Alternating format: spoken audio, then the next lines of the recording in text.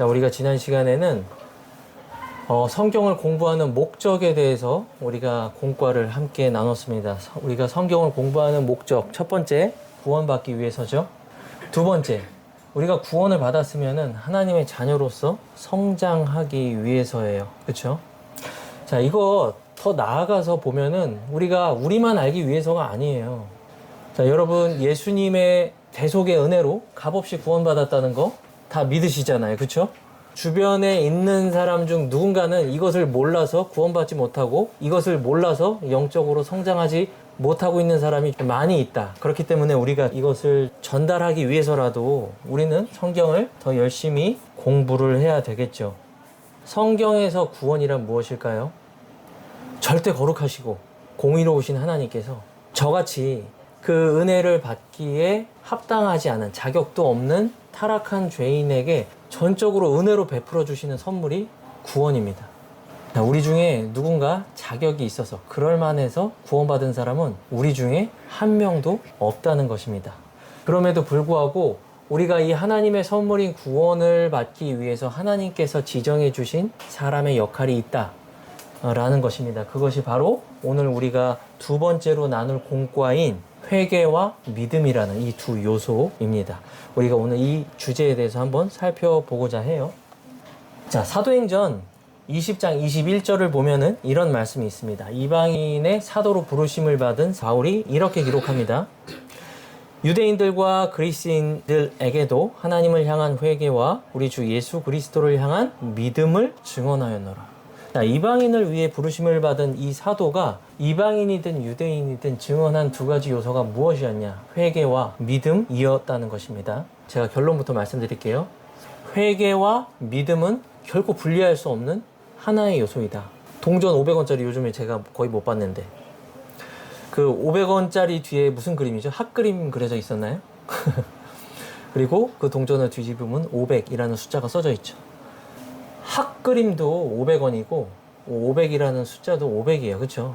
이거 두 개는 분리할 수 없는 거예요. 누군가는 핫그림만 봐도 이거 500원짜리 동전이구나 생각하잖아요. 회개와 믿음은 분리할 수 없다. 이것을 지금 기억하시면 됩니다. 여러분도 회개에 대해서 많이 들어봤을 거예요. 하지만 누군가 여러분한테 와서 저기요, 회개가 무엇이죠? 이렇게 묻는다면 여러분은 어떻게 대답하실 거예요? 만약에 내가 그 질문을 받았을 때 적절한 대답을 조금이라도 못할 것 같다라는 생각이 들면은 오늘 이 시간을 기회로 우리 마음속에 회개에 대한 성경의 진리를 잘 정립하는 시간이 되었으면 좋겠습니다. 자, 그리스도인은 어떤 사람이죠? 그리스도인은 회개한 사람입니다. 여러분 모두 회개했죠? 그리스도인은 회개한 사람일 뿐만이 아니라 지금도 여전히 지속적으로 회개하고 있는 사람입니다. 만약에 회개가 없다라고 말하는 사람이 있다면 그 사람은 성경적인 가르침에 대해서 말하고 있는 것이 아닙니다. 성경의 마지막 책이 무슨 책이죠? 요한계시록이죠. 요한계시록은 사도 요한이 반모섬에서 주후 90년경에 기록한 책이에요. 어느 시대에든 이 교회 시대에서 어느 지역에 있는 무슨 교회이든 여전히 주님께서 요구하시는 것이 바로 회개입니다. 회개의 의미는 어렵지 않아요. 회개의 뜻은 단순합니다. 무언가로부터 돌이키는 것입니다. 무엇으로부터 돌이키는 거죠? 그럼 부정적인 생각들로부터 돌이키는 건가요? 나쁜 감정들로부터 돌이키는 건가요? 그렇지 않습니다. 성경적인 회개는 죄로부터 돌이키는 것입니다. 죄는 무엇이죠? 하나님과 원수되게 만들고 내가 거룩하신 하나님을 대적하는 모든 것을 총칭하는 것이 바로 죄입니다. 무엇으로부터 돌이키는 것이냐? 바로 죄로부터 돌이키는 것입니다. 그러면 어떻게 돌이키는 것이죠? 그냥 내 몸을 좌양좌하면 되는 것인가요? 그 뜻이 아니겠죠. 나의 전 인격으로 돌이키는 것입니다. 나의 생각, 나의 마음과 감정, 나의 행동과 태도, 이 모든 전 인격이 하나님을 대적하는 죄들로부터 돌이키는 것이 성경적인 회개이다 라고 말할 수가 있습니다. 이 회개는 저와 여러분의 구원에 있어서 아주 절대적인 필요를 가지고 있습니다. 왜냐하면 회개는 하나님께서 구원이 필요한 모든 사람들에게 명령하고 있는 하나님의 요구 조건이기 때문이죠. 마태복음 여기 보면은 제가 이제 나중에 혹여나 시간이 되시면 PPT 보면서 한번 참조 구절들은 찾아보시고, 자, 제가 말씀을 준비하면서 신약 성경에서 회개 내지는 회개하다 라는 단어를 소드 서처라는 성경 소프트웨어 프로그램으로 직접 검색을 해봤어요. 신약 성경에서만 60번이 등장합니다. 만약에 구약 성경까지 포함한다면 회개에 대한 구절은 훨씬 더 많이 나오겠죠. 그런데 60번이나 언급된 이 회개하라는 이 언급을 누가 했을까요? 침례자 요한이 시작했습니다. 그리고 우리의 주님이신 예수 그리스도께서 회개를 전파하셨습니다. 그리고 베드로, 바울, 모든 사도들이 전했습니다. 그렇다면 제가 아까 말씀드렸던 것처럼 회개는 믿음과 분리할 수 없고 우리의 구원에 있어서 너무나도 절대적으로 필요한 것이다 라는 것을 우리가 알 수가 있겠죠. 회개는 구원에 있어서 절대로 필요하다. 이미 작년 주일학교를 통해서 목사님이 여러 번 했던 거예요. 근데 기억하세요? 근데 오늘은 진짜 꼭 기억하셔야 돼요.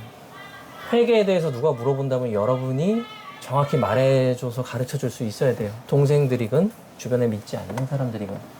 그렇다면 무엇이 성경적인 회개인가 살펴볼 때 첫 번째, 회개에는 두 가지 측면이 있습니다.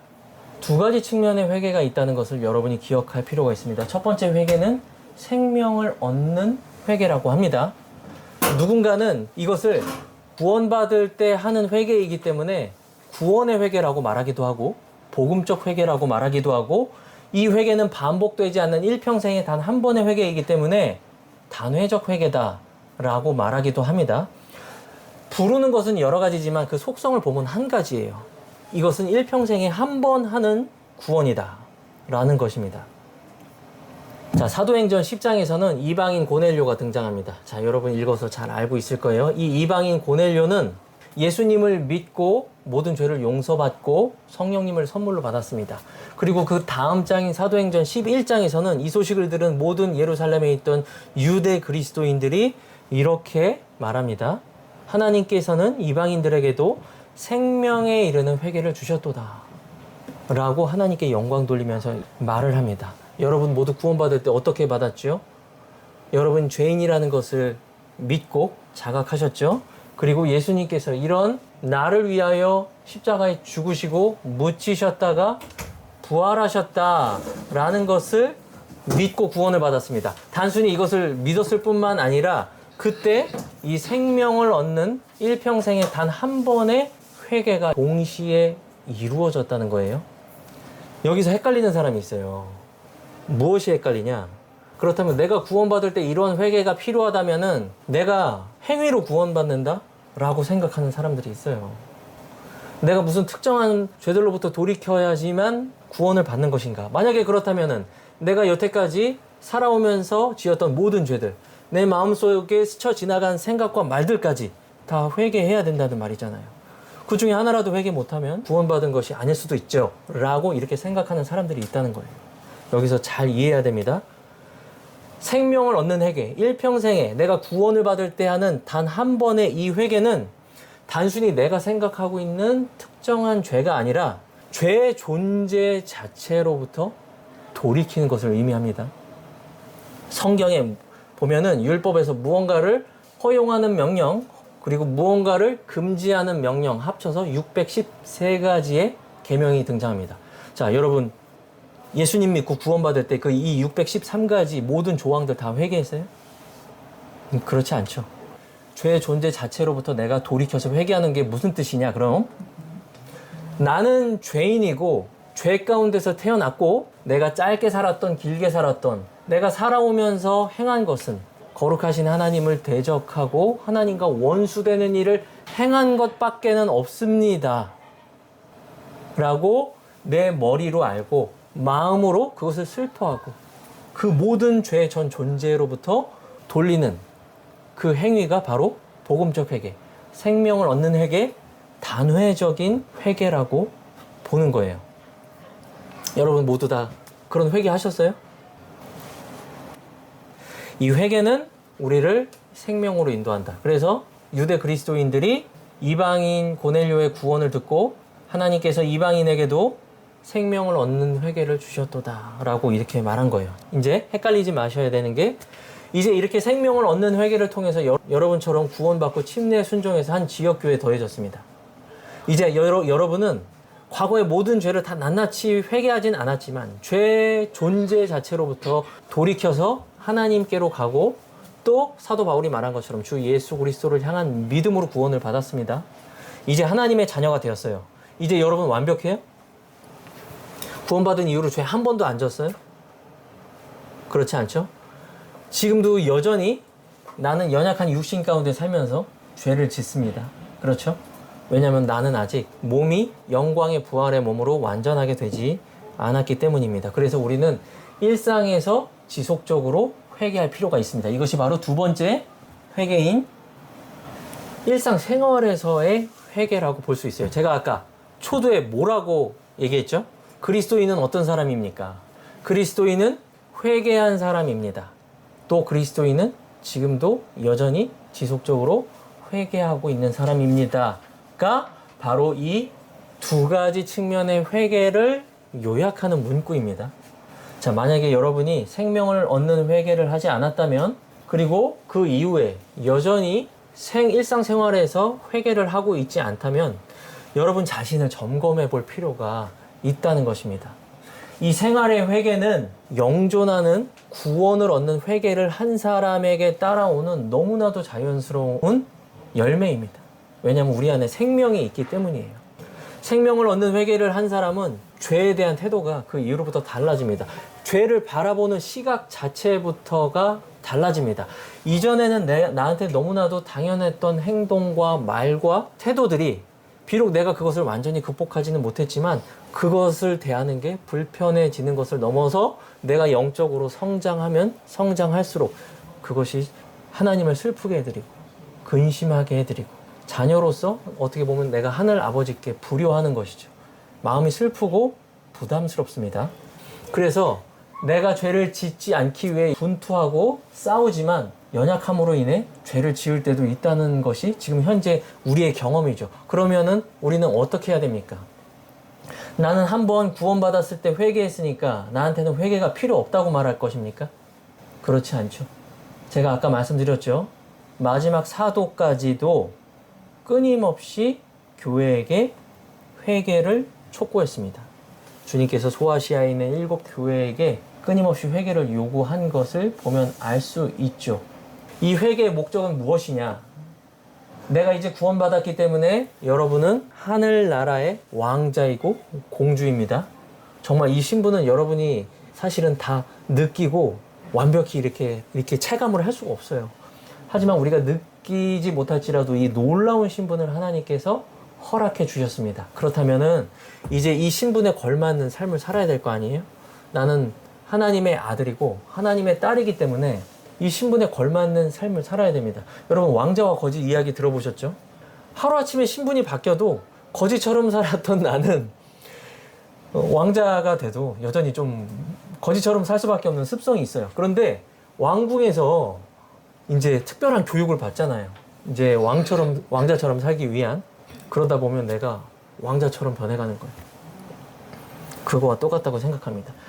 이제 일상생활의 회개를 통해서 여러분이 죄를 지었을 때 그대로 묵혀두는 것이 아니라 영원하신 대제사장 예수님께 나아가서 나의 죄를 자백함으로써 용서받는 것입니다. 우리 요한일서 1장 9절 한번 같이 찾아서 한번 읽어볼게요.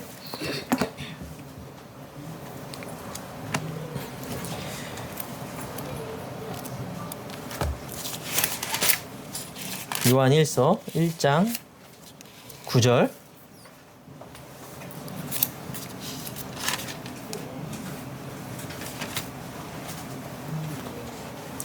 자, 보시면 한번 같이 읽어보겠습니다. 시작. 만일 우리가 우리의 죄들을 자백하면 그분께서는 신실하시고 의로우사 우리의 죄들을 용서하시며 또한 모든 불의에서 우리를 정결하게 하시느니라. 이 죄는 우리가 처음에 구원받기 위해서 회개하는 그 죄가 아니겠죠? 우리가 구원받고 난 이후에 짓는 죄들에 대해서 언급을 하고 있는 것입니다. 이것을 우리가 자백을 하면 모든 불의로부터, 죄로부터 우리를 깨끗게 해주신다는 것인데, 그것의 근거는 무엇이죠? 그것은 영존하는 효력을 가진 예수 그리스도의 보혈의 근거에서 우리가 자백하고 돌이키는 모든 죄들로부터 용서를 받게 됩니다. 히브리서 6장 1절은 이것을 죽은 행위들로부터 회개다 라고 언급하고 있어요. 자, 그래서 여러분이 오늘부터 실천적으로 행해야 될 것은, 자, 첫 번째, 여러분이 정말 마음의 확신 가운데 나는 생명을 얻는 회개, 구원의 회개, 복음적 회개를 이룬 사람이다, 이 확신이 있으면 여러분은 날마다 짓는 죄에 대해서 생활의 회개로서 주님 앞에 나아가서 자백을 해야 됩니다. 첫 번째, 자기의 죄를 인정하는 것입니다.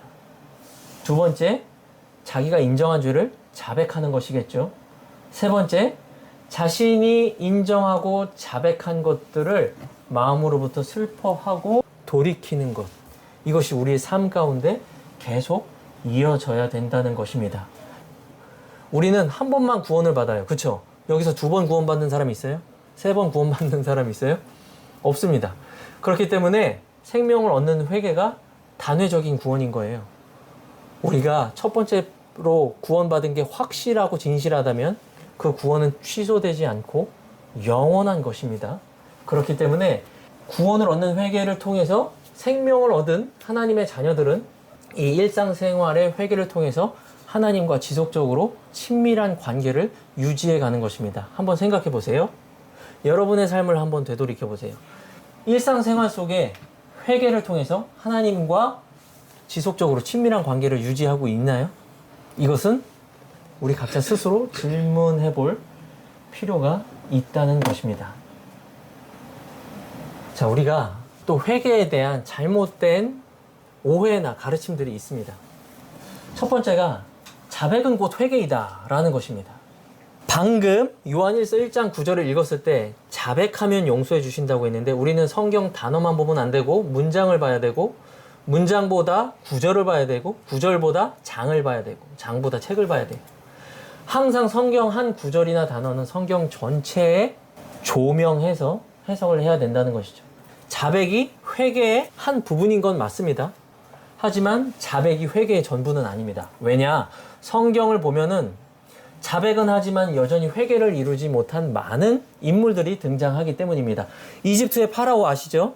하나님께서 이집트에 10가지 재앙을 내리셨습니다.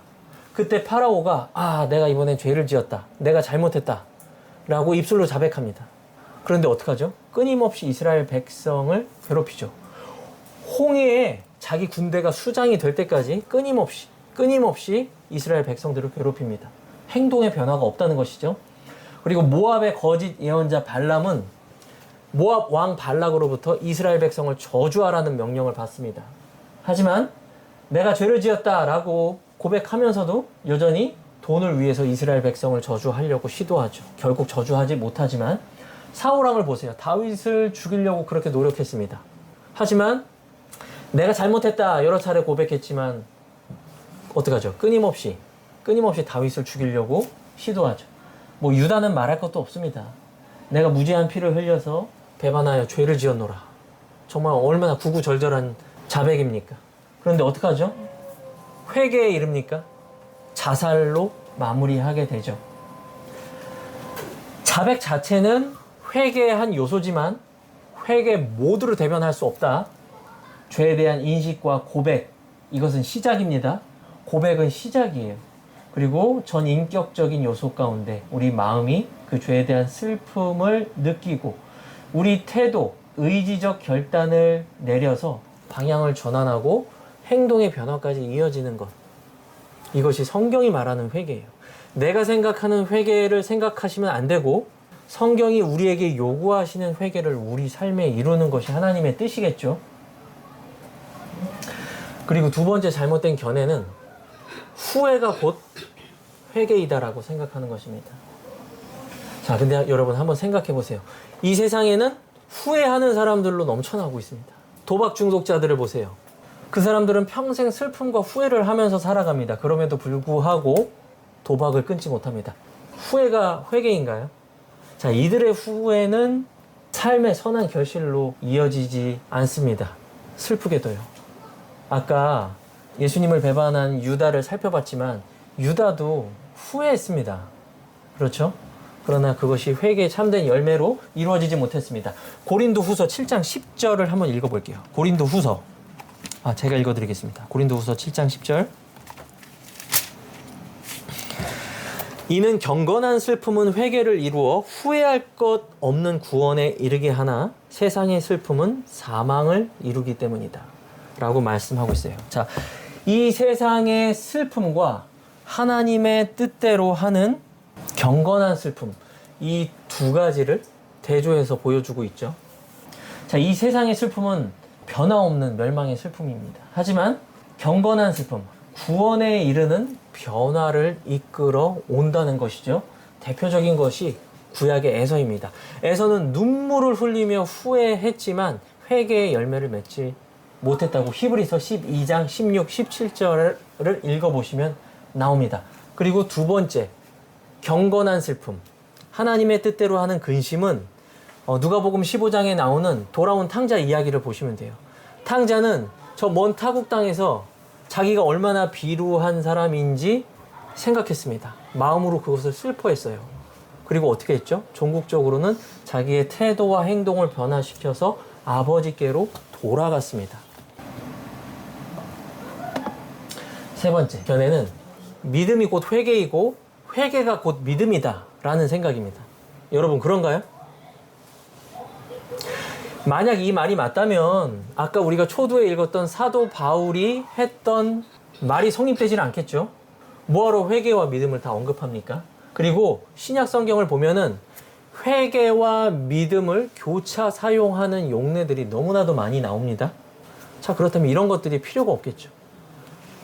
회개와 믿음은 모두 필요한 동전의 앞뒷면과 같은 것이지만 서로 다른 것입니다. 마치 아버지 하나님이 성자 예수님이 아닌 것처럼, 성자 예수님이 성령 하나님이 아니신 것처럼, 그러나 세 분이 곧 한 분이신 것처럼, 분리할 수 없는 것처럼 회개와 믿음도 하나님께서 분리해서 다루시지 않는다는 것입니다. 믿는 사람은 회개하는 사람이죠. 회개하는 사람은 또한 믿는 사람입니다. 그 탕자를 보세요. 그리고 많은 사람들을 보세요. 어떻게 믿는 사람이 회개하지 않을 수 있죠? 하나님이 거룩하시고 절대 불변하시고 공의로우신 하나님을 내가 대적하고 원수되었다는데 그 하나님께서 회개하지 않으면 멸망한다고 말씀하셨는데 그 말씀을 믿는 사람이 회개하지 않을 수 있습니까? 불가능하겠죠. 자, 결론 맺겠습니다. 자, 우리가 성경을 공부하는 목적은 거듭나고 영적으로 성장하고 열매 맺기 위해서입니다. 그러기 위해서는 우리가 오늘 공과에서 배운 이 믿음과 회개에 대한 것이 너무나도 중요합니다. 왜냐하면 여러분이 삶에서 실천적으로 앞으로도 계속 우리가 주님 만날 때까지 이것을 적용해야 되기 때문이죠. 여러분 일상생활에서도 계속 회개를 지속하고 있죠.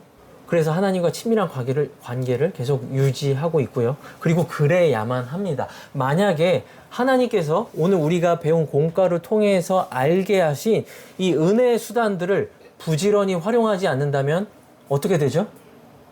우리 마음은 점점 돌처럼 단단해지고 강팍한 마음으로 변하게 됩니다. 그렇게 되면 또 어떻게 되느냐? 우리가 죄에 대해서 무감각해집니다. 이래도 되고 저러면 어때? 라는 생각이 우리 생각과 마음을 지배하게 됩니다. 그 다음 수순이 무엇이냐? 우리가 하나님께 불순종하게 되는 거예요.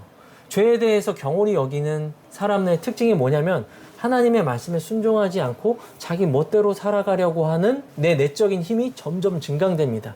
우리는 구원받았지만 우리 안에 두 가지 힘이 있어요. 하나는 내가 하나님 말씀을 따르고 그분을 기쁘게 해드리려는 마음, 그리고 여전히 내가 육을 쫓아서 세상을 따라서 살려고 하는 이 두 마음이 존재하고 있어요. 왜냐하면 우리가 여전히 육신 안에 살고 있기 때문이에요. 근데 이 마음이 어떤 힘이 더 우세한지는 우리의 선택에 달려 있어요. 말씀을 보고 기도 생활하세요 라는 말을 왜 자꾸 하는지 아세요? 우리 안에 있는 새로운 생명이 더 우세해지기 위해서, 성령님으로 충만해지기 위해서 목사님이든 교사든 집사님들이든 계속 이렇게 권면하고 우리가 모였을 때 서로 이렇게 교제하는 거예요. 그렇지 않으면은 우리 안에 있는 마음은 강팍해지고 우리 안에 있는 하나님으로부터 받은 생명은 계속 그 우세함을 잃어버린다는 거죠. 그래서 결국은 우리가 하나님과 친밀함을 잃어버리고 이 세상 속에서 구원받지 못한 사람들과 별반 다를 바 없는 그런 부끄러운 모습으로 살 수밖에 없다는 것입니다. 자, 그래서 우리 현이 어때? 현이 날마다 긍휼의 자리로 나가서 마음의 부담을 가지고 있는 죄들에 대해서 자백하고 돌이키는 일들을 하고 있어요? 우리 예소미는 어때? 우리 긴장하고 있는 예찬이 데살로니가 성도들이 우상으로부터 돌이켰던 것처럼 우리도 이제 죄라고 생각되는 것들이 있다면 말씀을 읽고 말씀을 거울 삼아서 날마다 그것들을 주님 앞에 자백하고 돌이켜야 됩니다. 우리가 이 우선순위들을 제쳐두고 내 인생의 다른 내 즐거움을 위한 것들만 하고 이것을 맨 마지막에 두면 안 되겠죠. 이것은 성경이 말씀하고 있는 회개한 그리스도인, 그리고 지속적으로 회개하고 있는 그리스도인의 모습이 아닙니다. 그렇기 때문에 우리가 오늘 성경을 펼치고 이 공과를 나누는 동안에 우리가 마음 안에 결기를 다져야 돼요. 여러분 다 경험해봤죠? 한번 내 마음이 강팍해지고 돌처럼 단단해진 이후에는 그것을 회복하기까지의 시간이 너무나 힘들어요. 그것이 잘못이라는 것을 알고도 있습니다. 그러나 그것을 돌이킬 힘이 없어요. 우리가 왜 함께 모이냐면, 우리가 왜 함께 모여서 기도하고 이 말씀을 나누냐면 우리 스스로 그것을 할 수 없기 때문이에요. 그래서 지역 모임이 너무나도 중요합니다. 모여서 말씀 듣고 이러한 교제를 나누고 우리가 함께 이런 부족한 부분들이 있으니까 이겨나갑시다 라고 하는 우리의 영적 교제는 이것을 이겨나갈 수 있는 심대한 도움을 줍니다. 자, 우리 청년들 모두가 그것을 삶에 그냥 듣는 게 아니라 적용을 했으면 좋겠어요. 제가 이 부분을 녹음을 했으니까 다시 영상을 편집해서 올릴 거거든요. 그리고 지난번에도 올렸는데 거기 글을 클릭하면은 교재도 같이 올려놨어요. 클릭하면. 그러니까 프린트해서 볼 수가 있어요. 앞으로도 이제 계속 이런 공과들을 이어갈 건데 이런 것들을 통해서 우리가 신앙이 정말 진보하는, 저도 마찬가지예요. 제가 완벽해서 여러분한테 이것을 말하는 건 아니겠죠. 가르치는 사람이나 듣는 여러분이나 지난 시간에 제가 뭐라고 했죠? 주님 앞에서는 똑같은 학생이에요. 기도하고 예배 준비하도록 하겠습니다.